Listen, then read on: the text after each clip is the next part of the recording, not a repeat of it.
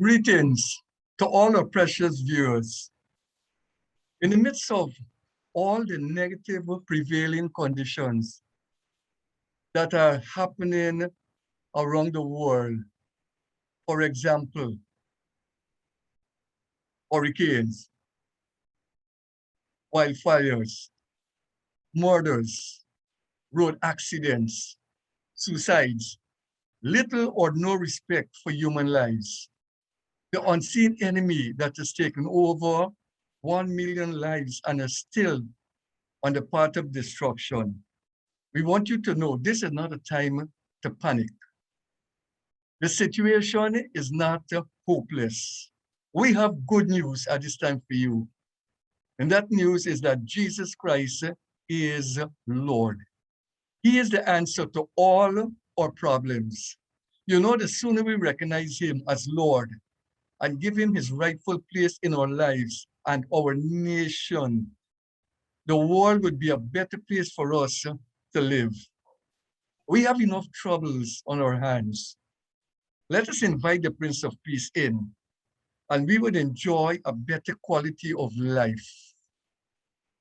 God bless you, and God continue to bless beautiful Guyana. Stay with us. Don't leave. You will enjoy and you will be satisfied at the end of this program. Welcome and thanks. You know, God has given each one of us the ability to choose. So we all have choices. And we know that choices, they have consequences. For example, as preachers, we preach the gospel. And we hope and pray that people will respond, because based upon their response will determine whether they will enjoy certain things in life or whether they will not enjoy those things in life. And so we all have choices to make. Choices, they have consequences.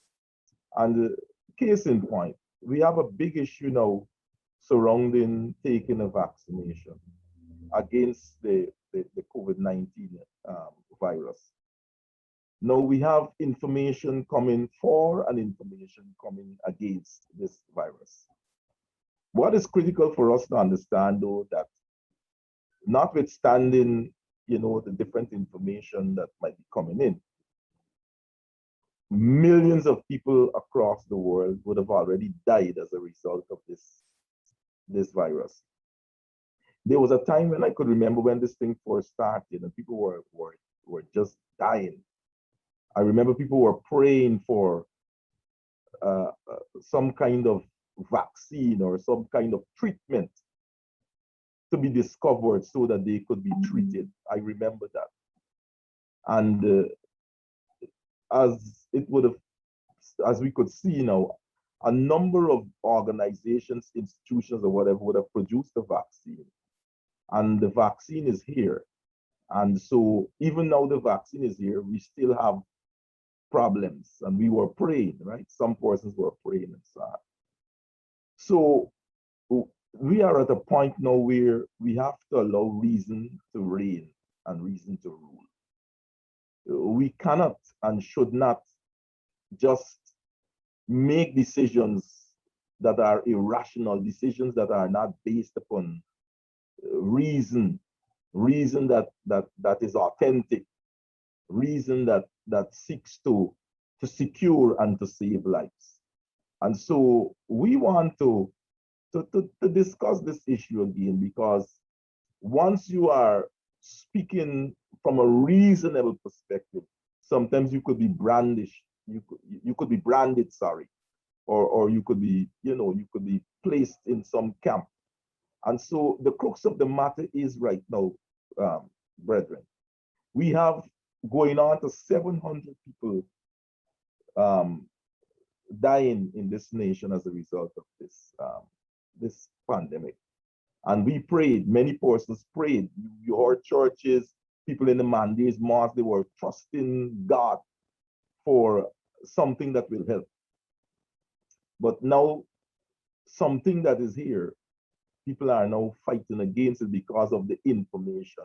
Nothing is wrong with information coming in, but we must understand that we are not to accept any and everything that comes, but we should be rational about it. And I always say, if we can't rationalize or reason something for ourselves, there are people who we could ask. And the people who we must ask, there must be people who are authentic and have our best interests at heart. And so we just want to say that we believe that we should be, if we're going to be wrong, we want to be we want to be wrong on the side of being reasonable and not just being excited or out of anxiety and whatever information is coming back and forth, and we pick that information and attempt to survive on that information. Gentlemen. Reason, Doc, reason. I want to thank God that He has blessed my wife and I with 2 children who are now adults. And a little while after they were born, well, even before then, we were made aware of the importance of mumps, measles, rubella vaccination, or inoculation, the fancy word, and against smallpox. And then, as you grow, against tetanus, against yellow fever, and all of those things. And I ensure that I took them to I think it might have been David Rose Clinic then, in West Rhineveld. Yes, took them there to ensure that they got it, because in my mind, and in our minds, we wanted to ensure that our children were protected against what was considered viruses or diseases that could have severely affected them. Well, several years have passed and we have COVID now. And so similarly, we took the vaccine because the reasonableness in taking it seems to suggest that we stand not just a chance, we stand a great chance of protecting ourselves. And so when we examine all that is happening around us, common sense and good common sense seems to suggest to us that that's the right thing to do. And so in the midst of all the information warfare, the information overload that is coming our way, we decided out of reason and out of reasonableness to take the vaccine. So similarly, I want to encourage persons to sit in your quiet moment. Sometimes it might be good for you to turn off your phone, come off of social media platforms, and listen to yourself. Talk to yourself and examine the pros and cons about what is happening. The millions of people that have died, the evidence is clear. I mean, it's clear. I'm listening to some programs where persons on their dying bed have said they wish they had taken the vaccine. They're saying that these were some persons who decried, persons who were stringent, persons who were up in arms against vaccination. But too late shall be the cry. They have gone, I don't know where. They will make it, God will determine where they would have gone to. But they have said a person should take the vaccine. So I'm making a special appeal here. Speak to yourself, listen to yourself, and hear what God is saying to you, and do likewise. God bless you. Well, thank you very much, gentlemen. And we've always sought to engage you. Yeah, you. You may not agree with us. And if you're upset with us and then you pelt your television, it's a choice you make. You pelt your television, you overturn it. You have to now replace it. So all of our actions, all of our choices, there are consequences. 20 years ago tomorrow, well, today, 20 years ago,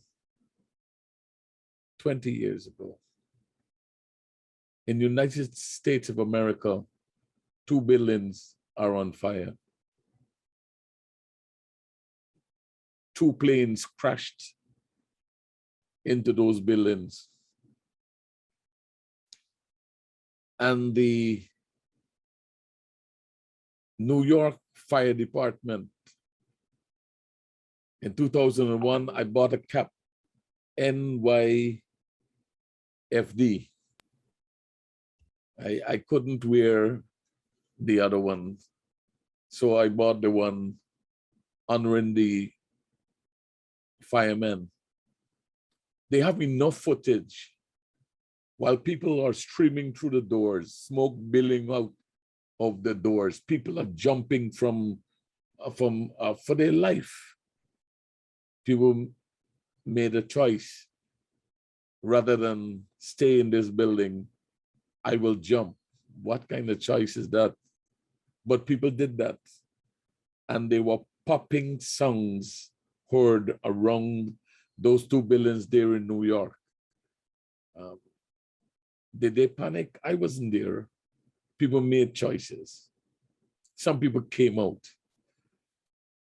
I was watching at MSNBC as we were recording this, and the journalists in Morning Joe were reflecting on their, in one case, a sister-in-law, another case, a mother, another case, you know.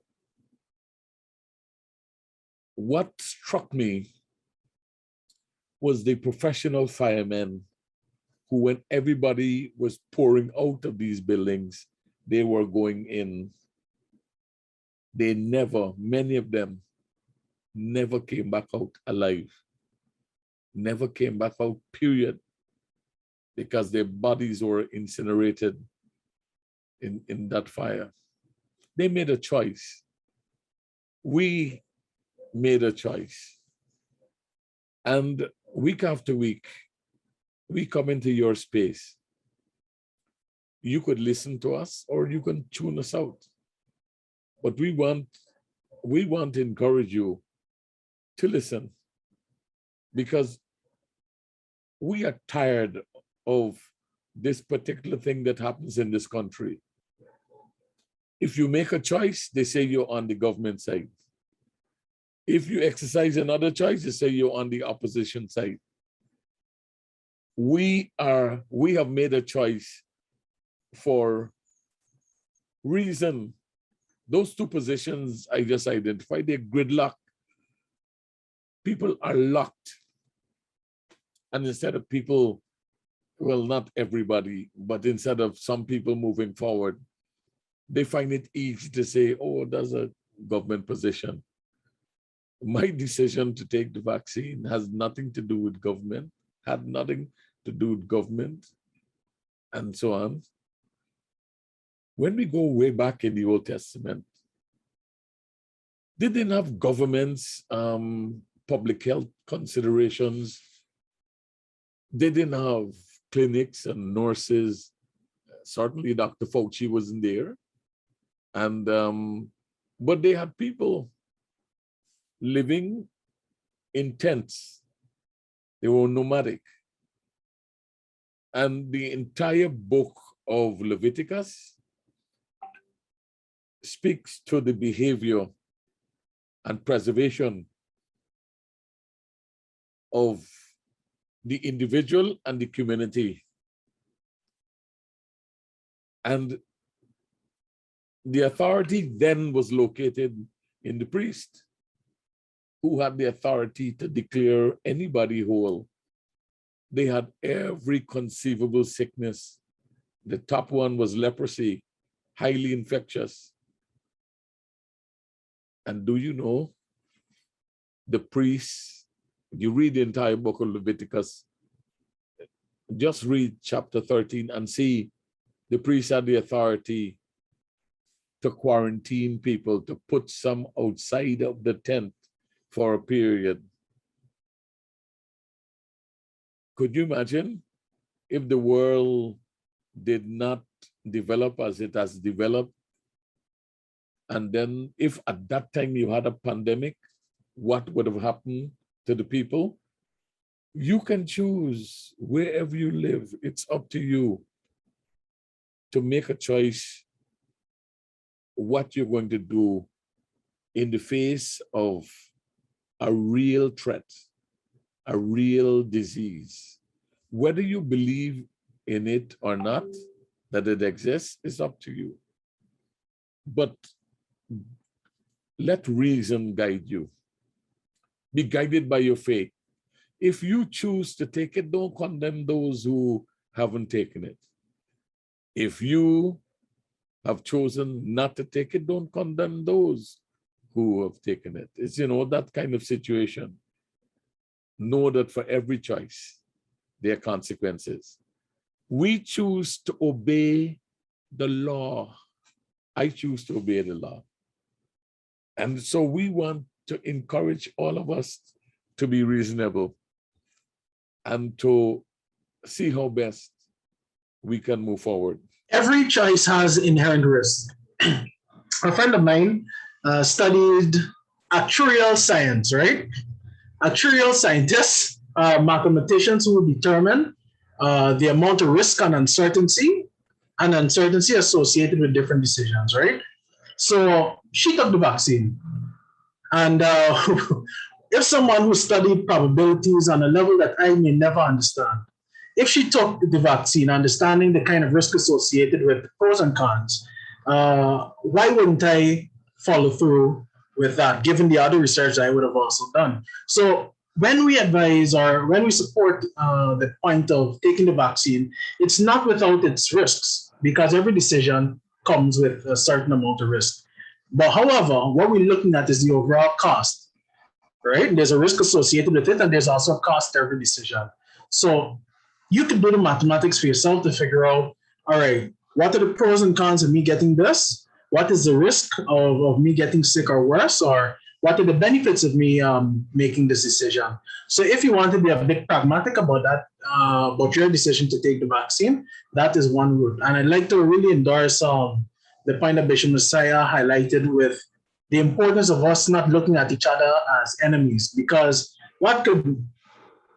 there are many things that could happen if we start to view each other as adversaries rather than as comrades and colleagues.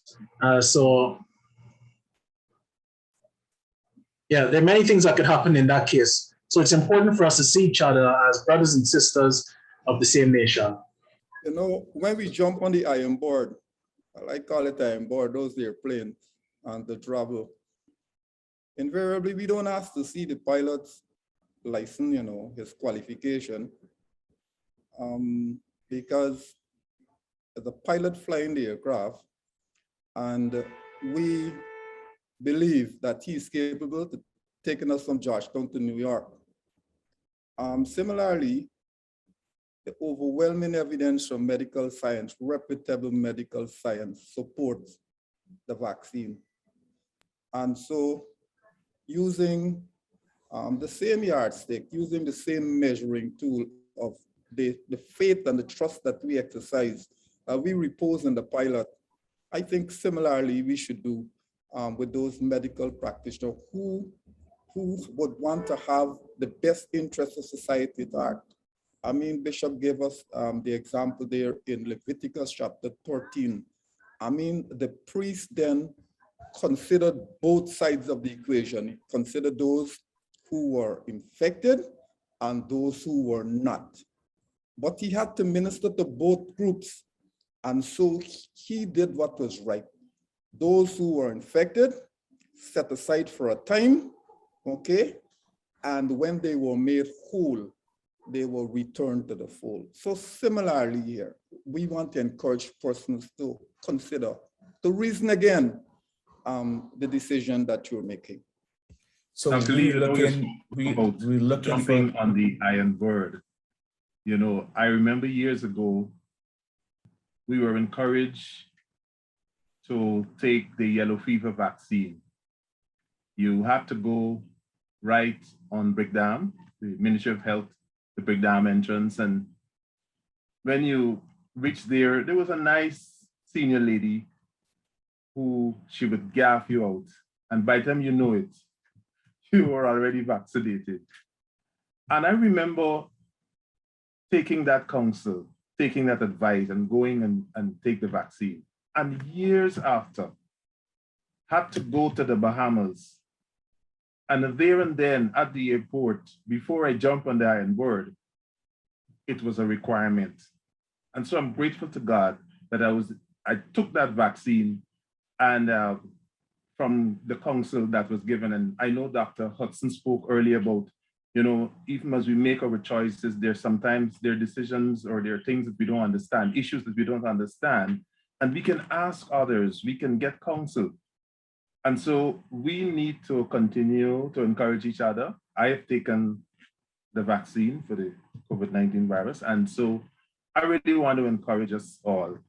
Our choices do have consequences, some pluses, some minuses, but let us in our choices, we are people of reason. We are rational people. We are right-thinking people as Guyanese.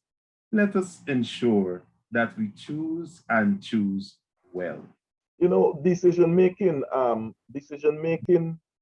could become very, very difficult if God is taken out of the picture and we allow what men speak into our ears wholly and solely. And so it is so important as we make decisions that God is central.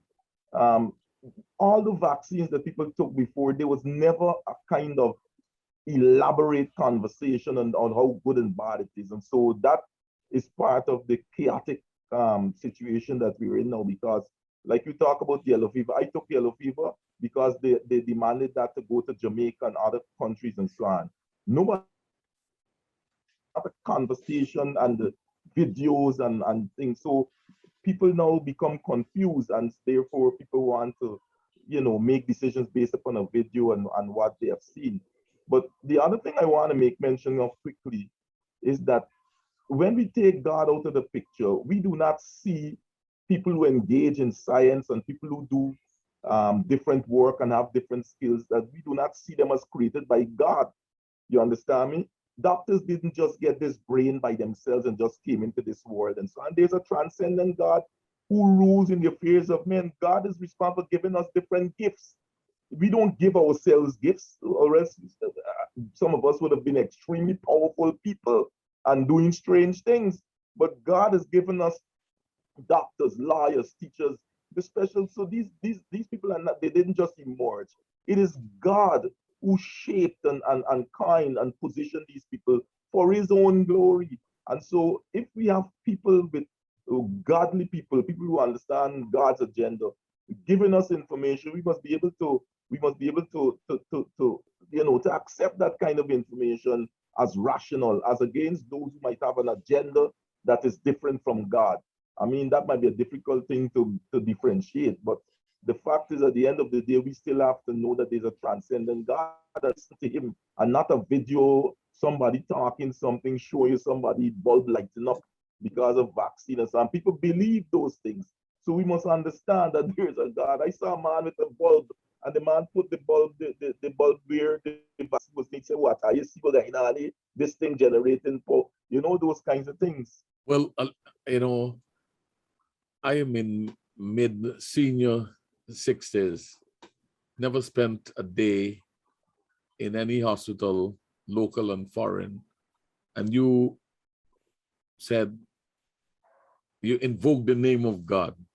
And I want to sit before you as a testimony of the goodness of God. God is a good God. And I've chosen to involve him in my life.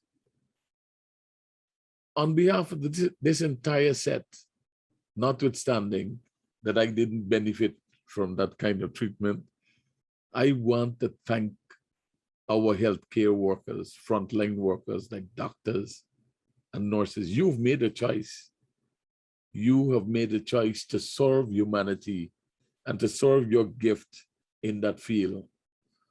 On behalf of this set of choices, thank you, doctors. Don't be weary in well-doing. Some of you doing unbelievable work. and you are not getting the recognition and the pay and all those things, but you are doing that. You have committed yourself. The nurses, unsung heroes of our medical system. I hope that the authorities will hear your cry for an increased pay, better working conditions. You deserve it. You deserve it. So we are saying you've made a choice, and we want to encourage you. Like preachers, man, people pelt me all kinds of things as a preacher, right? And that happened as a result of, is one of the hazards of as a result of the choice I made to be a preacher. Okay, and the one who I serve, he protected me. So I want to add teachers, unsung heroes. They made a choice to teach. In my family, the last daughter decided this is what she wanted to do. I tried to persuade her against becoming a teacher. I showed her the economic, financial argument. And when I was through, she said, Daddy, I want to be a teacher. Amen. My colleague met her at the university as she was pursuing graduate studies.